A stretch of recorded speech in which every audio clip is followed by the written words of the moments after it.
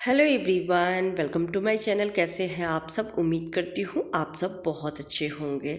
हम लेडीज़ अपने परिवार के लिए, बच्चों के लिए तो पूरा समय निकाल लेते हैं, लेकिन खुद के लिए थोड़ा सा भी समय नहीं निकाल पाते हैं, जिस वजह से हमारी जो स्किन है वो डल पड़ने लगती है।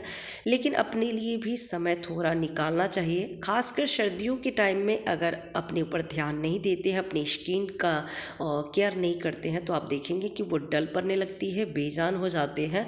और सर्दी के टाइम में तो ड्राई भी हो जाते हैं। कई लोगों की तो पैर की एरिया जो है वो फटने लगती है, और जिस वजह से जब वो चलते हैं तो उनके पैरों में दर्द होती है। तो उसके लिए मैं छोटा सा आज रेमेडी शेयर करूँगी, जो बहुत ही अच्छा ये रेमेडी है, और आप इसे ट्राई करेंगे तो आपको पता चलेगा ये बहुत ही अच्छा वर्क करता है।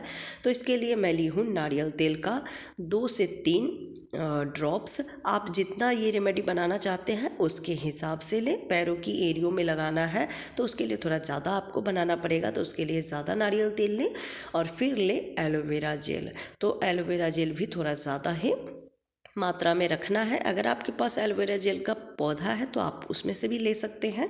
मैं पतंजलि का एलोवेरा जेल ले रही हूँ, और इस तरह से इसको अच्छे से मिक्स करके, और पैर की एरिया में, और जहाँ जहाँ आपका पैर फटा हुआ है तो वहाँ आप थोड़ा ज़्यादा लगाएं, और बाकी के पैर के तरवा जो होता है, तलवा होता है, उसमें और अच्छे से हाथ उथ सब में लगा सकते हैं। पर इसको लगाने के टाइम में आप 2 या 3 घंटे के लिए ज़रूर रेस्ट करें। कोशिश करें कि रात में ही लगाएं, क्योंकि दिन में हम लेडीज़ के पास बहुत काम होते हैं, बार बार हाथ या पैर जो है वो पानी में जाता है, तो जिस वजह से ये उतना काम नहीं करेगा। पर रात में जब आप इसे लगा के और सो जाएंगे तो ये बहुत ही अच्छा वर्क करेगा, और आप देखेंगे कि बहुत ही जल्दी 2 से 4 दिन में ही आपकी स्किन सॉफ्ट हो जाएगी, मुलायम होने लगेगी, और जो पैर की एरिया है जो फटती है वो भी फटना कम हो जाएगी। तो ये बहुत ही अच्छा रेमेडी है, ट्राई ज़रूर कीजिएगा, और आपको कैसी लगी कमेंट करके ज़रूर बताइएगा।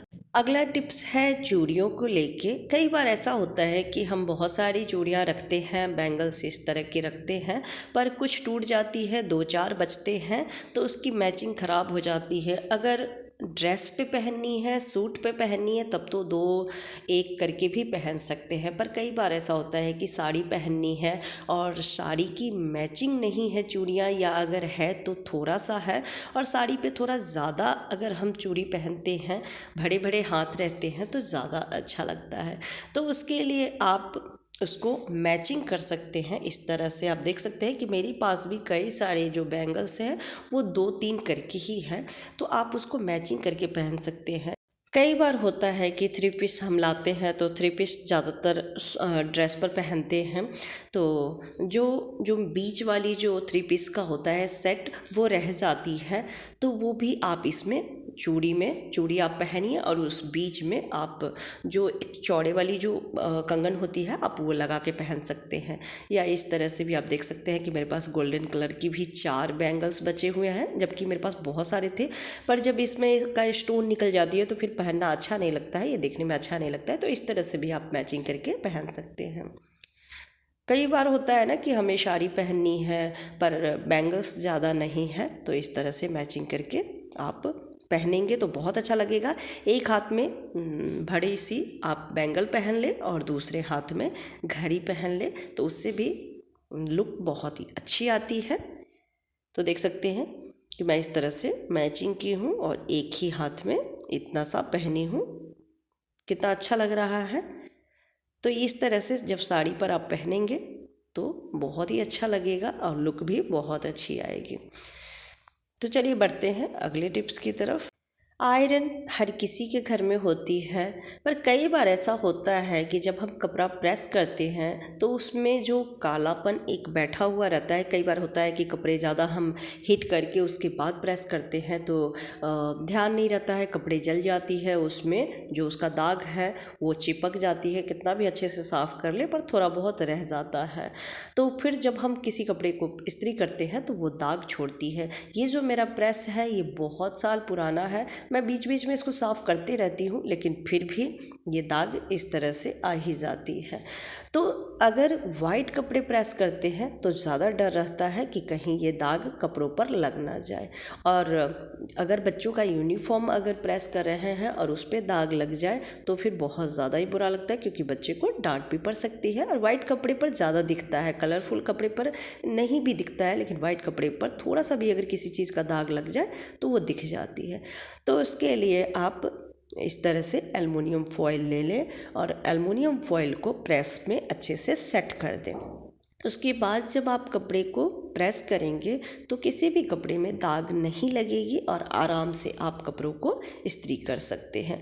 एल्युमिनियम फॉयल भी नहीं निकलती है। एक बार आपने इस तरह से लगा दिया है तो आप कितने सारे कपड़े और कितनी बार कपड़े प्रेस कर सकते हैं इस तरह से, तो दाग लगने का डर भी नहीं रहेगा। ये बहुत ही यूज़फुल आइडिया है, ट्राई ज़रूर कीजिएगा। और कैसा लगा आपको ये आइडिया कमेंट करके ज़रूर बताइएगा। चलिए बढ़ते हैं अगले टिप्स की तरफ। अगला जो टिप्स है वो है चाबी को लेके।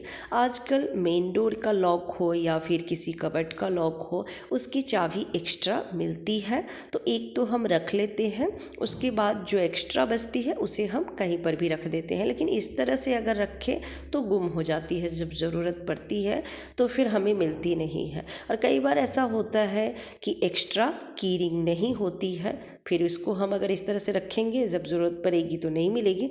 तो उसके लिए आप क्या करें कि सेफ्टी पिन ले लें, बड़ी सी जो हम साड़ी में लगाते हैं ना, पिन अप करते हैं, वो वाली सेफ्टी पिन आप ले लें और उसमें सारे चाबी को लगा कर रख दें। अगर अकेले एक एक चाबी अलग कहीं रखते हैं तो वो गुम हो सकता है, लेकिन इस तरह से पिन में अगर सारी चाबी को आप लगा के रख देंगे तो गुम नहीं होगी और जब कभी ज़रूरत पड़ेगी तो आपको बड़ी आसानी से मिल जाएगी। अगला टिप्स है ब्रश को लेके। अभी सर्दी का टाइम है, सर्दी के टाइम में जब मॉर्निंग में ब्रश करते हैं तो कई बार ऐसा होता है कि ब्रश आप देखते होंगे कि वो थोड़ा हार्ड हो जाती है और फिर हम ब्रश करते हैं तो वो मसूड़ों में चुभती है और कई बार तो ब्लड भी निकलने लगती है। तो उसके लिए आप क्या करें कि मॉर्निंग में कई लोगों की हैबिट होती है गर्म पानी पीने की, तो जिस वक्त आप अपने लिए पीने के लिए गर्म पानी कर रहे हैं तो उस वक्त एक गिलास जितना आप एक्स्ट्रा पानी को गर्म कर ले। ज़्यादा गर्म नहीं करना है, बस थोड़ा सा गर्म करना है और 2 से 3 मिनट के लिए उस पानी में ब्रश को भिगो के रख दीजिए। उसके बाद जब आप ब्रश करेंगे तो मसूड़ों में नहीं चुभेगी और कोई दिक्कत नहीं होगी। तो ट्राई ज़रूर कीजिएगा और बाकी के टिप्स एंड ट्रिक्स कैसे लगे कमेंट करके ज़रूर बताइएगा। अच्छी लगी हो तो ज़्यादा से ज़्यादा वीडियो को शेयर कीजिएगा, लाइक कीजिएगा। चैनल पर पहली बार आए हैं तो चैनल को ज़रूर सब्सक्राइब कर लीजिएगा। फिर मिलती हूँ अगली वीडियो में अगले टिप्स के साथ, तब तक के लिए बाय बाय, टेक केयर।